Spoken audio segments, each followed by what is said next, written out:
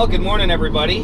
For you locals out there, right now I am heading north on Route 41 in Highland Park, right near the Highland Park Tesla store where I took delivery of this car 11 months ago. And actually, let's see here, I currently have 37,236 miles on my car, so right about when I turn over 40,000 miles, it'll be 1 year old, and I'll do a 1 year, 40,000 mile update on the car at that time. The subject matter of today's video is, I guess you'd say, celebrity status that a car like this can generate in the right situation amongst the right people. Now, for those of you that are out in California, you see these things all the time, or really in any urban setting. However, as I've done a couple videos on in the past, I live in a smaller town. I live about 50 or so minutes west of Highland Park, and used to work in Highland Park, and my wife lived out here when I met her 26 years ago. So this is sort of my stomping grounds. But the small town that I live in, Teslas are pretty rare, and you know, I've mentioned this in other videos. However, one kind of interesting thing that just came about the other day, my son had gone to a high school play at a school that he does not attend with a friend of his. So he had met a new circle of friends, and some of which live not too far away from us. So my son is going on 16 years old, so we're all high school age kids, and they were all talking, and they asked, so where do you live? So he told them, and you know, I live in this neighborhood. And so they asked him, you know, more questions, and so which house does he live in? And he's wondering what the leading questions were, and he says, Dad, he said, they basically said to me, they said, you live in that house? He says, I said, yeah. And they said, with that car? So he's like, oh gosh, you know, so he goes, yeah. And first off, I think a lot of the kids don't necessarily know that there are various grades of Tesla. I think most people just assume, as I've mentioned in other videos, that Teslas are $100,000 cars. I don't think they realize that Model 3s are half the price of a Model S, you know, with similar features or whatever. And so all they know is it's the guy with the cool lowered, you know, Tesla with the wheels, you know, and so so they were pretty excited to find out that he was my son. And so I was running him on a couple of errands. So he looks at me and he goes, Dad, he says, your car is like the ultimate meme of the town right now. That's all anyone talks about, according to these guys. And I'm like, what? He goes, oh, it's a big deal. You know, everyone gets off the bus, walks past our house, and, you know, they're talking about, you know, whatever, that's all they talk about. So he goes, it was so embarrassing. so I said, your old man's more popular than you are. So he's like, oh gosh, Dad, it was so embarrassing. It was so awkward, you know. And my older son had made mention to me a while back when the YouTube channel started to grow. He goes, yeah, so my friends were like, your dad has a YouTube channel, right?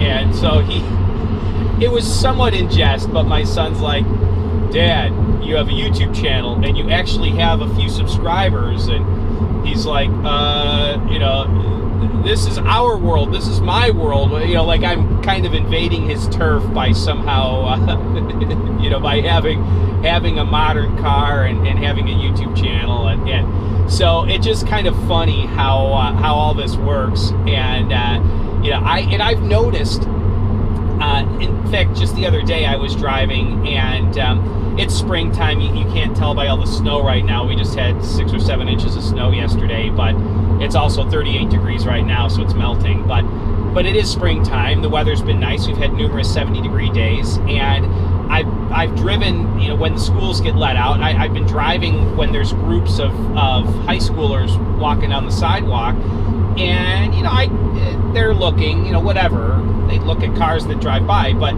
I hear them say things and wave. Well, the other day I began to realize that, wait a minute, every group of high schoolers I drive by kind of hoots and hollers and you know, it's a Tesla, and you know, hi, nice car, and I like the wheels, and blah blah blah. So I had noticed that. In fact, I filmed a video on it, and but it struck me that it's really a big deal with the youth.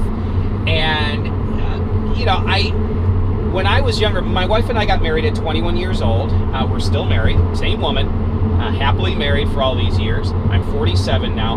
But when we first got married, we talked about it, and I said, you know what, I'd like to have kids early so that when they grow up, I can still connect with them, which is very true. I have a almost 16-year-old. My second will be turning 21 shortly, and then I have a 24-year-old that's done with college, been married for a year and a half, and doing great.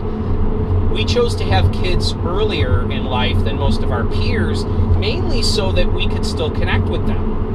And I remember when I was younger thinking, my parents are so out of touch, I want to make sure that when I have kids, that I can still connect with my kids. Well, what I find funny is I understand their generation somewhat.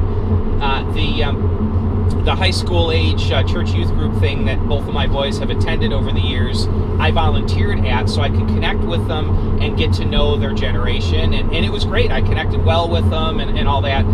But what I never really considered was that maybe they want there to be a given amount of gap between myself and my generation, my world, and theirs. I think that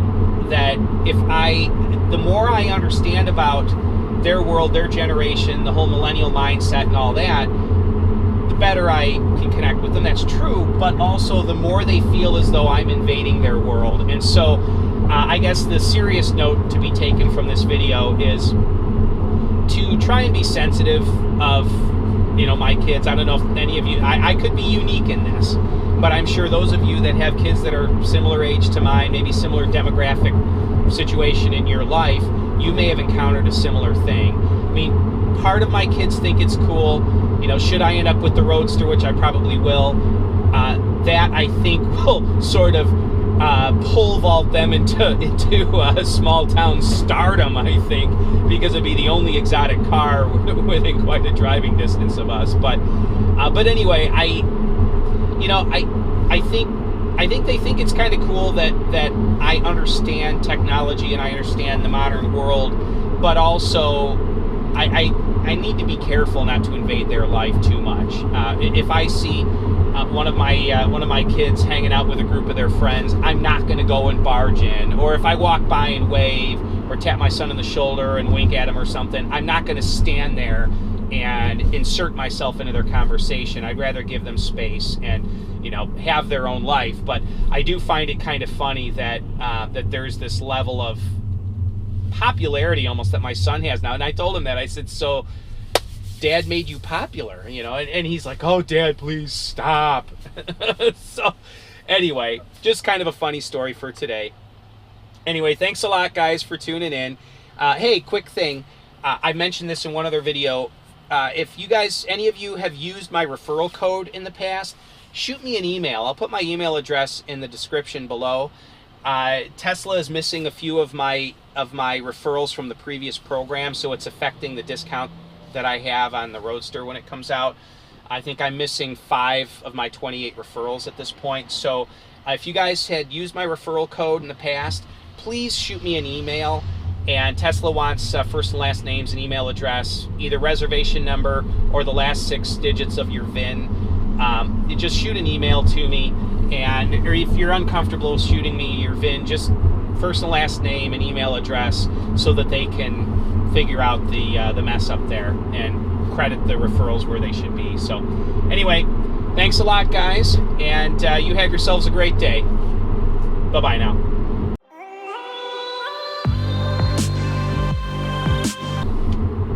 I hope my son doesn't watch this video.